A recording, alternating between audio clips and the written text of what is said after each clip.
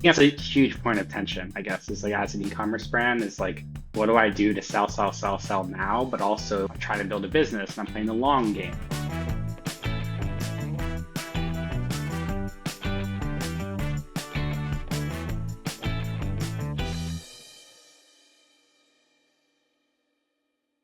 So I think you can think about this like on a channel basis, or you can think about this like across to like horizontally, vertically. So a lot of times when people talk about scaling, it's not the only way to do it, but like we're talking about like paid media. And that's usually when you find like some foothold where you're able to like scale at a very particular cost of acquisition and it's like profitable for you. In terms of your entire brand, I would say you also kind of want to have an eyeball on your organic growth as well. Like paid is not the end all be all. So if you're seeing like organic search going up, if you're seeing people repurchase and stuff like that, people buying from email marketing, there's a pretty good sign that you have like product market fit and you should really start to invest into marketing. That it's obvious and easy. There's a lot of information on the internet that's just like kind of makes it sound like it's going to hit you in the face and you just press a button and increase the amount of spend you're putting into it, right? So it's like it goes in fits and starts and it's not like a really clear like this is you scaling, right? Things change, the advertising market changes, consumer sentiment changes and stuff like that. So if you zoom out, it kind of looks a little bit like a squiggly line, things are bouncing everywhere. So I would say like a lot of the content you see on like Twitter and LinkedIn around scaling is a little bit braggadocious and it doesn't really talk, it makes the person seem like an expert because they're usually selling you services or they're an agency or something. But in reality, there's probably a lot more bumps along the way. Every time you hit a success, I think as a merchant, you're going to have like it's a roller coaster. I'm personally not built to be on the merchant side anymore. That's why I went back to vendor. I was a merchant for 5 or 6 years, but it kind of feels like your dopamine and happiness is going like this all the time. Sometimes like, oh wow, we went viral, but then there's an inventory issue. So it's like you kind of got to get used to like finding a way to smooth that out. And a lot of the content on the internet makes it look like it's just like this like linear graph going upwards. In reality, there's a lot more bumps.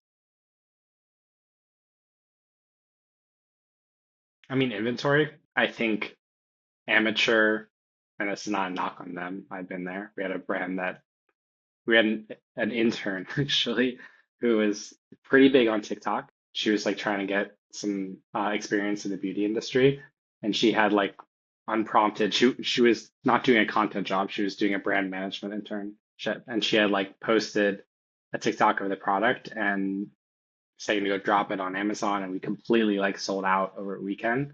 That's a big issue because like with platforms like Amazon, you don't want to stock out. They really don't like that because it means that less of the demand that is out there is getting captured, and they're going to penalize you on your Amazon listing for that. So it's kind of one of those things where if you're an amateur, you're all about let's just sell, sell, sell, sell, sell, but you don't really think about the like running out of inventory or anything like that. Versus like a, I guess, more expert merchant is kind of thinking about like all the things in the background that have to go right to sustain that growth. So it's not just like a blip. I think that's a huge point of tension, I guess, is like as an e-commerce brand is like, what do I do to sell, sell, sell, sell now, but also like I'm trying to build a business and I'm playing the long game. I'm not trying to just sell out in the sales period and the rest of the year be flat or something, or even worse, like have a month where we really dip. I think that there is this myth that you need to wait until you're like an established big brand before you invest into like your website and have it be world class. Our thesis has always been that a world class website shouldn't cost 150 grand and take 8 to 10 months to build. You actually need it always. And the most excruciating exercise to do as a merchant is to like think about AOV, LTV, or conversion rate looking backwards and be like, what would be different if we increased everything by like 10, 20%? And you realize that like you might have left hundreds of thousands, if not millions of dollars, tens of millions of dollars on the table.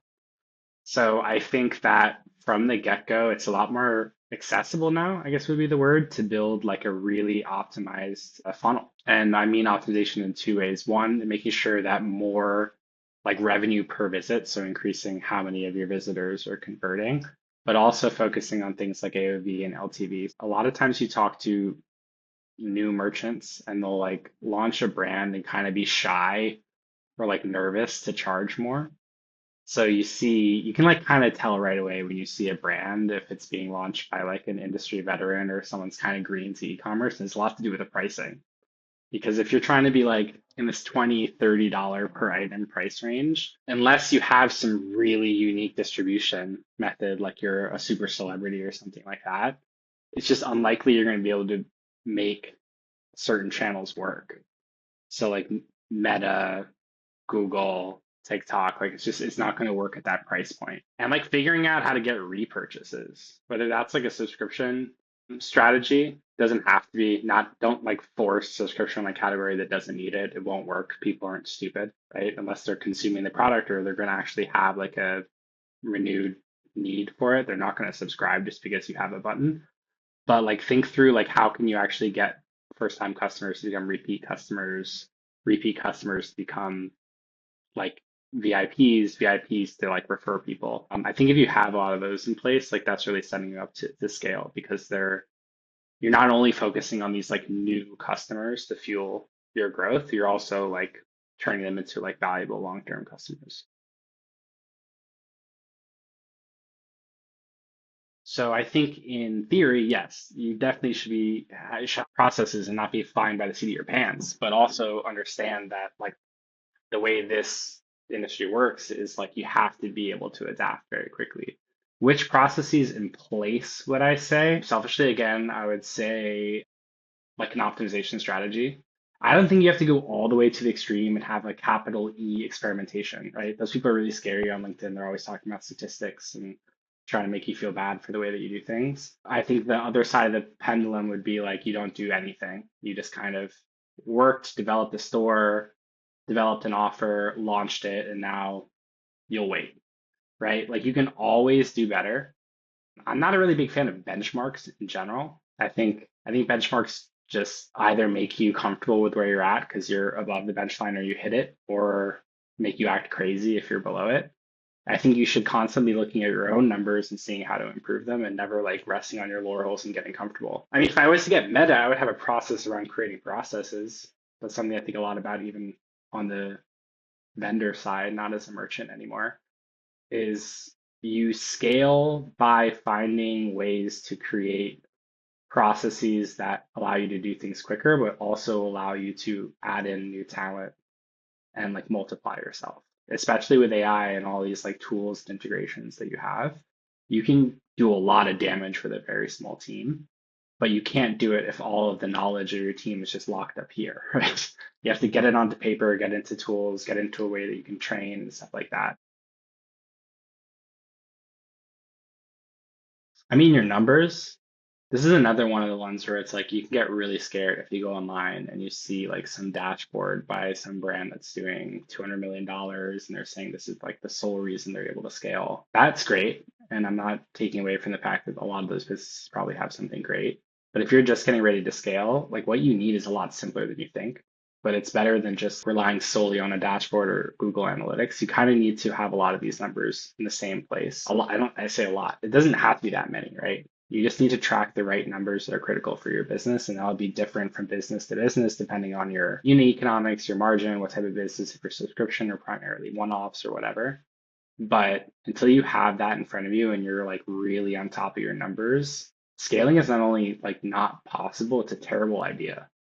Because by definition, then you don't know, really know where that money is going in and out. So that'd be one. I think the second is like channel expertise. So there's like a joke where it's like, I don't know, 40 to 60 cents of every dollar in e-commerce is getting pumped back into Meta to Zuckerberg's pocket. But likely that's your main channel. I would say exceptions to that would be some brands do just gangbusters on organic and creating content or whatever. But whatever your channel is, if you're ready to scale, you're moving on from like this spaghetti testing stage, which is totally justified, by the way. I think the beginnings of like any channel is just a lot of throwing stuff at the wall and seeing what sticks and iterating on it. I wouldn't over process at that point. But when you're ready to scale, you don't scale spaghetti, right? That's a disaster waiting to happen, and that's a bunch of burnout. but you're going to scale these really initial like primitive systems you've created into something a little bit larger. And like what you see with like, let's say creative testing for ads as an example. When you start off in this kind of primitive, like it's okay if you're the founder and you're just filming stuff on your iPhone for 20 to 30 minutes every day. But if it gets to a point that you're scaling, you need a high volume of creative to power that. You need a high variety as well. So like UGC, customer content, video, whatever. Like you're not going to use that same system to get there. A lot. I mean, some things are like net new they didn't even have to think about before, and some things are just like the difference between this area prior to scaling and now is totally different beast. An example of that is like customer service. Everyone, when you're like really, really starting out, it's like this customer service stuff is kind of fun and easy. And we get like a ticket every once in a while. We got founder hops in and writes something. But if you're scaling and doing like more serious volume, like we're talking about lots of tickets, and not all of those are happy. And a lot of them have to do with like conflict resolution and figuring out orders, or maybe you're out of stock and like it's a big issue. So that's like an example of things that mature and change. The net new stuff is like, I think that I'm a really big believer in picking like one channel and realizing that like what's the true ceiling of growth you can get on that channel. With meta ads, like I see people all the time and they have a brand where they do high six figures, low seven figures, and they're like, we really, really, really want to diversify. And I get it. It's attractive. You see what other people are doing, and there's a lot of new things popping up in e-commerce, but you're nowhere near like the ceiling. You can triple down and you can no lie like 5x to 10x your business just by going deeper into like meta as a channel. And like there's some exceptions to this. Like I think if you're doing that, you should definitely have Google ads running so that you're capturing some like branded search and stuff as that as you go. And you can like I don't think you have to get to $100 million to introduce Amazon, but like focus on that one channel and go really deep because you're unlikely going to be at the ceiling with that. And then realize that these other channels come in, they have a halo effect. It is an ecosystem, right? And to be omni-channel and do it correct, you just have to. I don't like when people make it sound like you just like launch Amazon. Think back to how hard it was to do everything on Meta. It's gonna be crazy hard. I think with most brands are kind of like hippie ragtag before you are scaling. So everyone is wearing many hats and doing like your job description is just vaporized, right? Like you're shooting the video, you're on the phone with suppliers, you're talking to manufacturers, you're pitching the PR, like you're doing all of these things and everybody is. When you start to scale, you see it's probably the first time that you notice how valuable specialization is because you really can't afford to be dropping balls and there's a lot of balls in the air. So I think what breaks is more of like roles and responsibilities, and this will be different for every company, but I think that as a bucket covers like most of the things that will break is like who's doing what and what are they focusing on. Is like now it's game time and we have to hit all these numbers and you have to get a lot of things right in sequence. I think the sequence is where people really forget about things. It's like you can do everything right in the wrong sequence and not be successful. I think automation is incredibly important and it would be talked about more if it had been as accessible previously. So I don't think that there were like so many solutions to help you automate everything in e-commerce. Obviously that's changed a lot in the last few years. And I think it's a really hot point, not just for Shopify internally making things like flows and stuff like that. And there's Alloy, you can Zapier this and that. But I think that e-commerce brands are getting smaller and smaller. Like it's not unheard of to be a team of 5 and you're doing like $75 million or something. And you can do that relying solely on hands-on keyboard work. Or I think you can realize that there are ways to multiply yourself or to kind of remove yourself from these like lower tasks that are still important, but not worth taking up all of your energy. That's one side. The other side is like it actually does create operational efficiencies. So I don't know, like there's a lot of people who automate a very high degree of their customer service. still maintaining a very high quality. There are ways to automate a lot of back end things to do with orders that might be like really annoying to do manually, or worse, like not just annoying, you just let things slip. You can automate like fraud management, stuff like that, returns. So I think it's like not optional, actually. I think in order to scale, you have to really think about automation as the literal scaling of labor in the organization. I think like operating expenses. So like one thing that we do at Platter is help you consolidate a lot of the functionalities that people were traditionally using third-party apps developers, whatever for. And it's sort of the dark side of that point I just made with automation and various small teams is like a lot of these small teams are able to do what they do because they have like literally 60 or 70 apps running in their store. Each individual app, not that they're all cheap, but like let's say like some of them go for $30, $60 or whatever, but in aggregate it's a lot of money. And a lot of these are also like had variable pricing. So maybe you started off at a lower rate, but now it's based on visitors or sales or whatever, and it's very expensive. Not to mention the other resources and costs. So all the integrations you have to figure out so that they play nice together. The relationships with 70 different customer service teams for when things go wrong. I don't really see a lot of brands talk about their like those dependencies and like have like a metric for measuring it and when they can reduce it.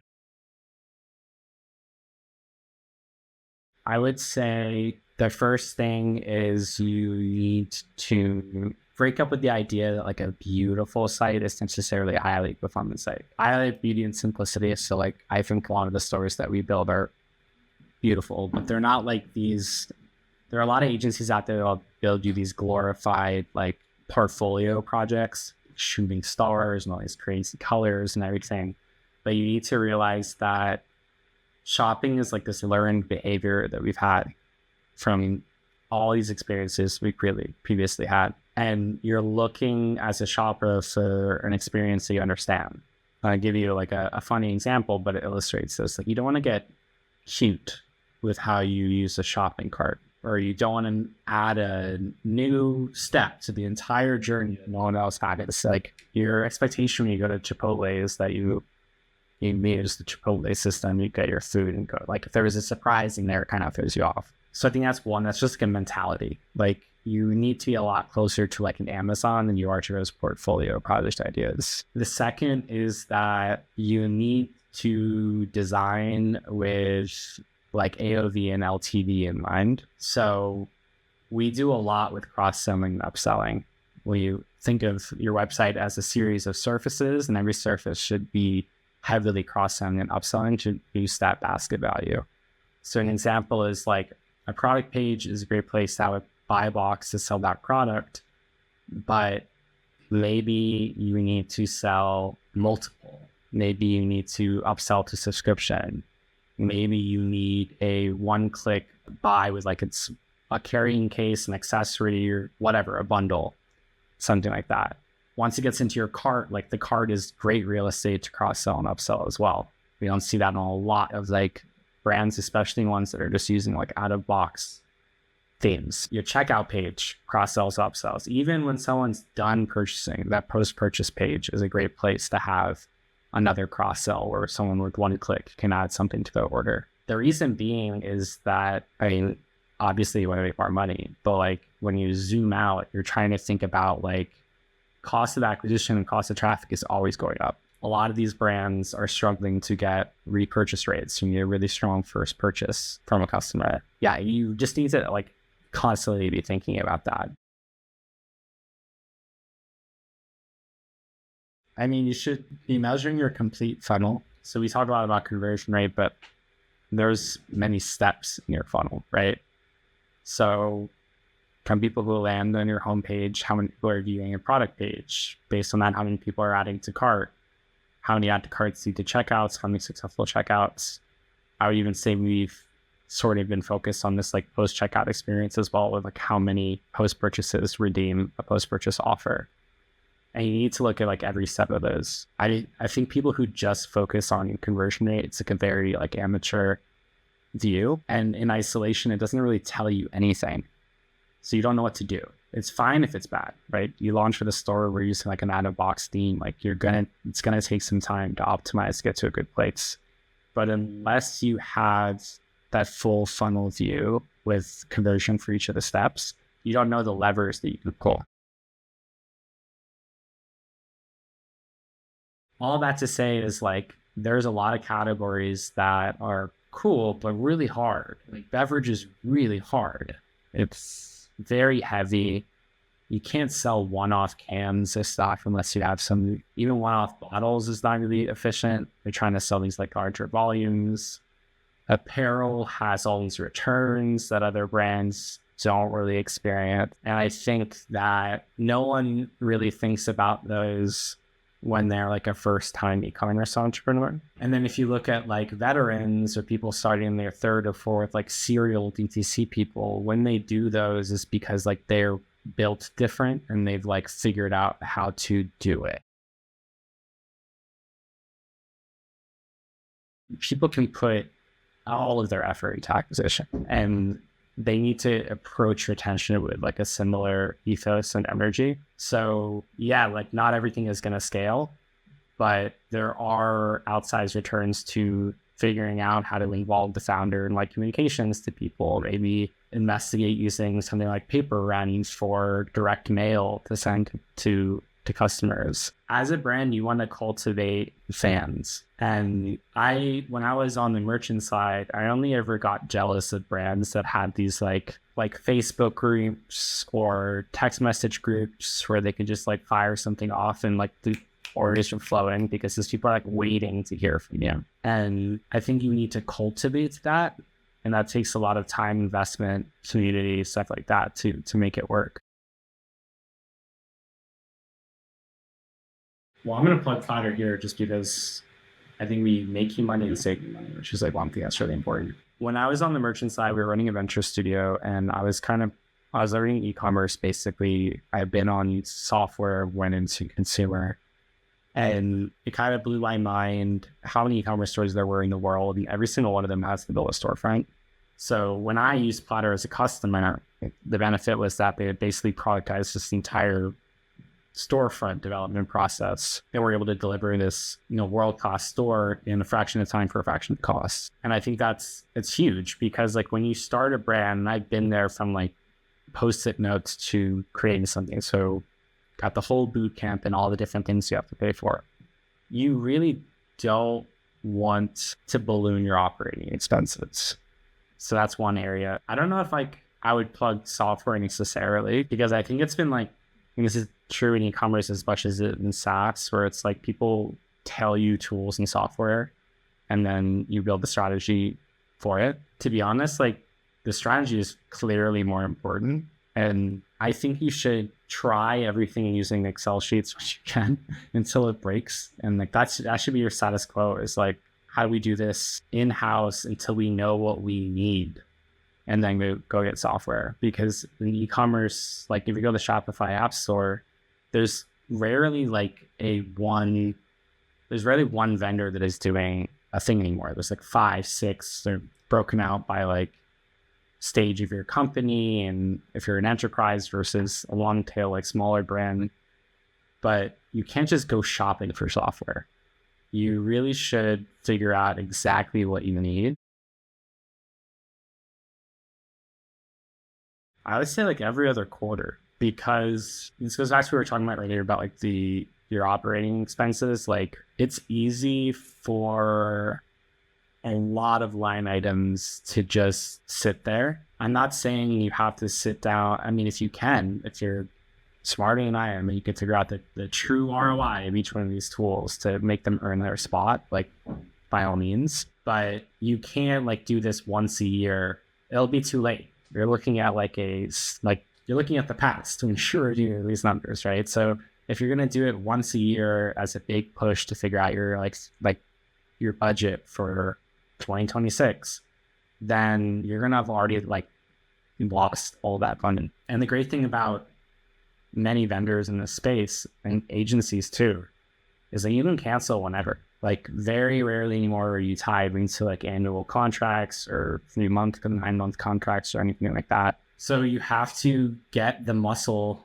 memory for making like hard decisions and moving away from partners and canceling things and they having like you're not going to just like vibe navigate your way through it, right? So every app should kind of be fighting for its spot. I would say Platter and Zamp are part of, they both have this magical element to it where it's like you hear both of them and you're like, oh yeah, no, I should definitely be doing that. I can't believe I found it any other way.